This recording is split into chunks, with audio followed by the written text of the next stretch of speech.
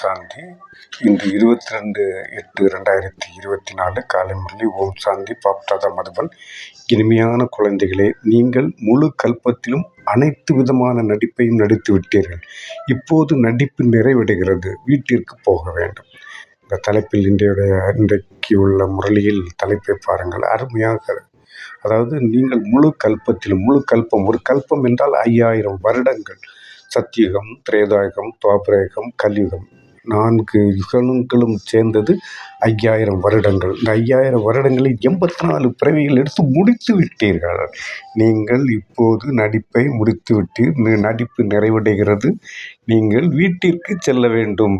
வீட்டிற்கு செல்ல வேண்டும். தயாராக இருங்கள் என்று பகவான் கூறுகின்றார். கேள்வி: குழந்தைகளாகிய நீங்கள் தங்களின் மகிமையை எந்த வார்த்தைகளில் கூறுகிறீர்கள்? உங்களுடைய மகிமையை எந்த வார்த்தையால் கூறுகிறீர்கள்? பதில்: நாங்கள் பிராமணர்கள் உச்சிக்குடுமிக்கு சமமானவர்கள். நாங்கள் பிராமணர்கள் உச்சிக்குடுமிக்கு சமமானவர்கள். அதாவது நாங்கள் என்றால் ராஜயோகத்தை கற்று முடித்த குழந்தைகள் அத்தனை பேரும் பிராமணர்கள். அவர்கள் உச்சிக்குடுமிக்கு சமமானவர்கள். நமக்கு நிராகார் பகவானே வந்து அமர்ந்து கற்பிக்கிறார். நிராகார் என்றால் அவர் நீரும் குடிக்க மாட்டார், உணவும் உண்ண மாட்டார், உருவமற்றவர். இறைவன் உருவம் அற்றவர்.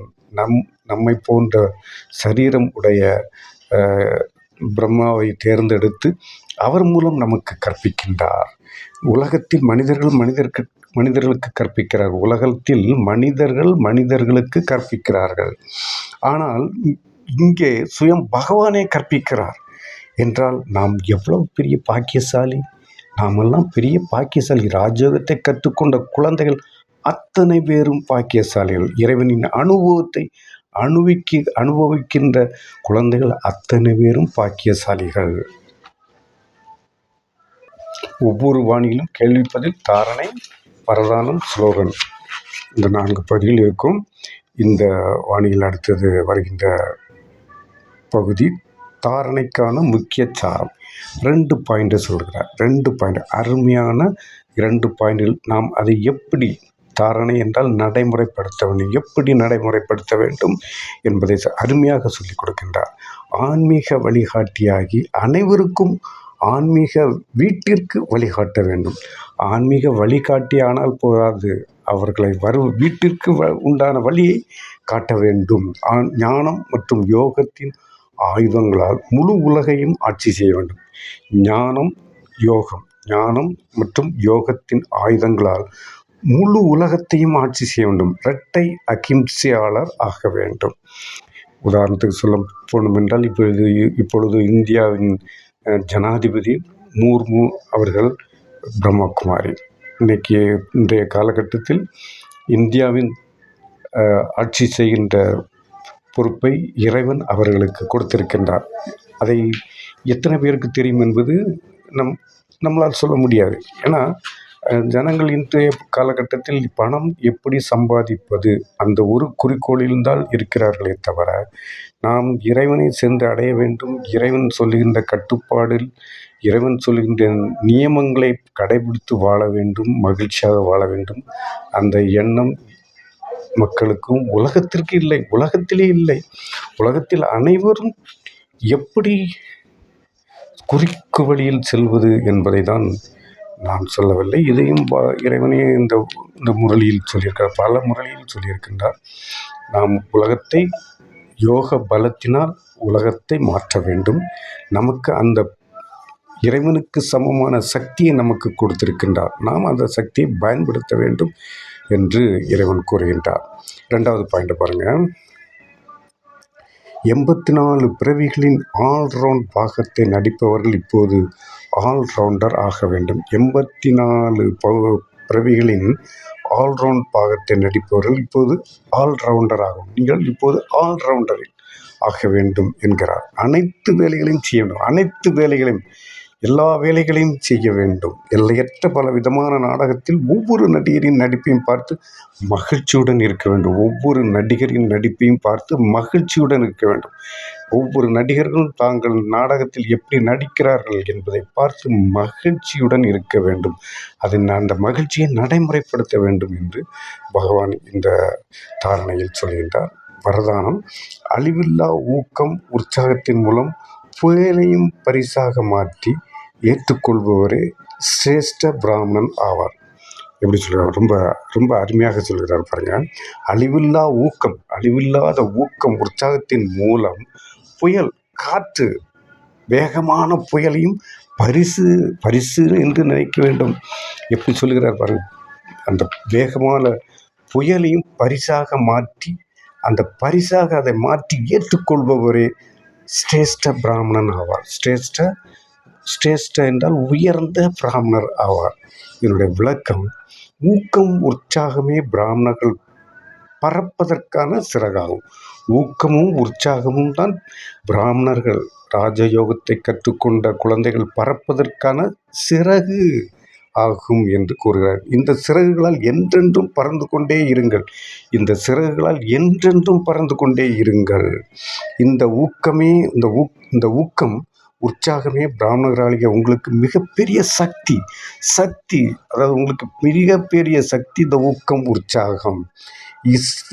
ரசனையற்ற வாழ்க்கை அல்ல. இந்த வாழ்க்கை ரசனையற்ற வாழ்க்கை அல்ல, ரசனையான வாழ்க்கை. என்றென்றும் ரசனை நிறைந்தே இருக்கும். என்றென்றும் ரசனை நிறைந்தே இருக்கும். ஊக்கம் உற்சாகம் கடினத்தையும் சுலபமாக்கிவிடும். ஊக்கம் உற்சாகம் கடினத்தையும் சுலபமாக்கிவிடும். உற்சாக புயலையும் பரிசாக மாற்றும். உற்சாகமான இந்த உற்சாகம் புயலையும் பரிசாக மாற்றிவிடும் என்றால் எந்த அளவுக்கு சக்தி நமக்கு இருக்கிறது என்பதை இறைவன் சொல்கின்றார். ஒருபோதும் மனம் உடைந்து போக மாட்டேன். ஒருபோதும் மனம் உடைந்து போக மாட்டீர்கள். எத்தகைய சோதனைகளையும் அல்லது பிரச்சனைகளையும் உற்சாகம் பொழுதுபோக்காக அனுபவம் செய்ய வைக்கும். எத்தகைய பிரச்சனைகள், பெரிய பெரிய பிரச்சனைகள் வரும். ஒவ்வொருவருக்கும், இறைவன் குழந்தைகளுக்கு ஒவ்வொரு பெரிய பெரிய பிரச்சனைகள் வரும். அந்த எத்தகைய பிரச்சனைகள், சோதனைகளையும் அல்லது பிரச்சனைகளையும் உற்சாகம் பொழுதுபோக்காக அனுபவம் செய்ய வைக்கும். இந்த உற்சாகம் என்ன பண்ணும்னா, அந்த பெரிய பெரிய பிரச்சனைகளையும் இந்த உற்சாகம் பொழுதுபோக்காக அனுபவம் செய்ய வைக்கும். அத்தகைய அழியாத ஊக்கம் உற்சாகத்தில் இருப்பவரே உயர்ந்த பிராமணர் ஆவார். அத்தகைய அழியாத ஊக்கம் உற்சாகத்தில் இருப்பவரே உயர்ந்த பிராமணர் ஆவார் என்று வரதானத்தில் அருமையாக விளக்கியிருக்கின்றார், எளிமையாக விளக்கியிருக்கின்றார். நீங்கள் இந்த வாணியை படிக்க வேண்டும். இந்த வாணி முரளி என்று சொல்வார்கள். இதை நீங்கள் வாங்கி கண்டிப்பாக படிக்க வேண்டும். இதை படித்தால்தான் அதனுடைய அருமையை உணர முடியும். அமிர்தத்தை குடித்தது போன்று இருக்கும். அதாவது ராஜயோகத்தை கற்ற குழந்தைகளுக்கு இந்த வாணி, அதாவது முரளி படிப்பது என்பது அமிர்தத்தை குடிப்பது போன்று இருக்கும். ஸ்லோகன், அமைதி எனும் சாம்பிராணி புகை போட்டு வைத்தால் அமைதி என்ற துர்நாற்றம் போய்விடும். வார்த்தைகளை பாருங்க, அருமையான எந்த மாதிரி வார்த்தைகள் யாராலையும் சொல்ல முடியாது. அதாவது அமைதி என்னும் சாம்பிராணி டெய்லி போடணும். என்ன சாம்பிராணி போடணும்? Silent is a powerful weapon in the world. அதாவது அமைதி ஒரு பெரிய ஆயுதம். அமைதி என்பது ஒரு பெரிய, எந்த பிரச்சனை வந்தாலும் சரி சைலண்டை மெயின்டைன் பண்ணுங்க, நல்லா இருப்பீங்க. அமைதி என்னும் சாம்பிராணி புகை போட்டு வைத்தால் அமைதியின்மை, நமக்கு அமைதி இல்லாமல் இருந்தால், அதாவது அமைதியின்மை என்ற துர்நாற்றம் போய்விடும். அமைதியின்மை என்பது துர்நாற்றம். அமைதியின்மை என்பது துர்நாற்றம். அந்த துர்நாற்றத்தை போக்க வேண்டும் என்றால் அமைதி என்னும் சாம்பிராணி புகையை தினமும் போடுங்கள். எப்பொழுதும் போட்டுக்கொண்டே இருங்கள். 24 மணி நேரம் அமைதி என்னும் அந்த சாம்பிராணி புகையை போட்டீர்கள் என்றால் நீங்கள் அமைதியின்மை என்னும் துர்நாற்றத்திலிருந்து தப்பித்து மனமாக வாழ்வீர்கள். மனம் சிறப்பான வாழ்க்கை அமையும். இது எதுக்கு இந்த வாணியை இப்படி இவ்வளவு தூரம் உங்களுக்கு படிக்கிறேன் என்றால், இவ்வளோ தூரம் டெய்லி தினமும் எத்தனையோ சகோதரர்கள் முழுமையாக தினமும் படிக்கிறார்கள். அந்த வாணியில் அவ்வளவு கருத்துக்களும், அவ்வளவு பொக்கிஷம். ஆனால் அதை பின்பற்றணும். படித்தால் மட்டும் போராது, அதை பின்பற்றி நடக்க வேண்டும். நீங்கள் பின்பற்றுகிறீர்களோ இல்லையோ, இறைவன் சொல்லுகின்ற அந்த மகா வாக்கியத்தை நீங்கள் கேட்டாலே போதும், உங்களை அவர் பின்பற்ற வைப்பார். நீங்கள் பின்பற்ற வேண்டாம். இறைவன் உங்களை பின்பற்ற வைப்பார். நீங்கள் அவருடைய கட்டுப்பாட்டில் வந்து விடுவீர்கள். நீங்கள் முறையாக தினமும் காலை அமிர்த வேளையில் எழுந்திருந்து 4 to 4:45 முக்கால் மணி நேரம் நீங்கள் குறைந்தது 45 மினிட்ஸ் நல்ல இறைவனுடைய தொடர்பில் இருந்து தினமும் இந்த வாணியை முழுமையாக படித்து மற்றவர்களுக்கு சொல்ல வேண்டும். நீங்கள் படித்து பயனில்லை. படித்து நீங்கள் அனுபவிக்கலாம். உங்களுடைய அனுபவத்தை மற்றவர்களோடு ஷேர் பண்ணணும். மற்றவர்கள் சொல்லணும். நீங்கள் மற்றவங்களுக்கு வருகின்ற செய்தியை எல்லோருக்கும் அனுப்புங்கள். வாட்ஸ்அப் இருக்கின்றது, மெசஞ்சர் இருக்கின்றது, ஃபேஸ்புக் இருக்கின்றது. பல வழிகளில் இறைவன் உங்களுக்கு தொடர்பு மக்களுக்கு தெரிவிக்க. நீ இருந்த இடத்தில் உட்கார்ந்த இடத்திலிருந்து பட்டனை அமுக்கினால் போதும், எல்லா இடத்துக்கும் சென்று விடும். நீங்கள் சிரமப்பட வேண்டியதில்லை. போய் ஒவ்வொருத்தரையாக கூப்பிட்டு சொல்ல வேண்டிய அவசியம் இல்லை. உட்கார்ந்த இடத்தில் நீங்கள் இந்த செய்தியை அனுப்புங்கள்.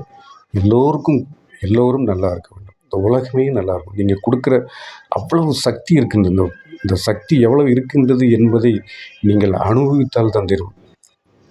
எனக்கு தெரிய எத்தனையோ ஆத்மாக்கள், உலகம் முழுவதும் எத்தனையோ ஆத்மாக்கள் காலையில் 7 மணி, மாலையில் 7 மணி ஆனால் இந்த முரளியை படித்து விடுவார்கள். 2 நேரம் படிப்பார்கள். குறைந்தது 2 மணி நேரம். 5 தடவை படிக்கின்ற ஆத்மாக்களும் இருக்கின்றார்கள். காலை 4 மணிக்கு படிக்கின்ற ஆத்மாக்கள் இருக்கிறார்கள். 4 to 4:45 யோகா, 4 to 4:45 யோகா. அந்த டைமில் நம்ம படிக்க வேண்டாம். இறைவனுடைய நினைவில் இருந்து இறைவனோட பேச வேண்டும். இறைவனோடு நீங்கள் பேசணும். என்றைக்கு இறைவன் மேல் உங்களுக்கு நம்பிக்கை வருகின்றதோ நீங்கள் பாதுகாக்கப்படுவீர்கள். நீங்கள் மட்டுமல்ல, உங்கள் குடும்பத்தில் உள்ள அனைவரும் பாதுகாக்கப்படுவீர்கள் என்பதை இந்த பதிவின் மூலம் உங்களுக்கு தெரியப்படுத்துகிறேன். யாம் பெற்ற இன்பம் இவ்வையகம் பெறுக. நன்றி. ஓம் சாந்தி.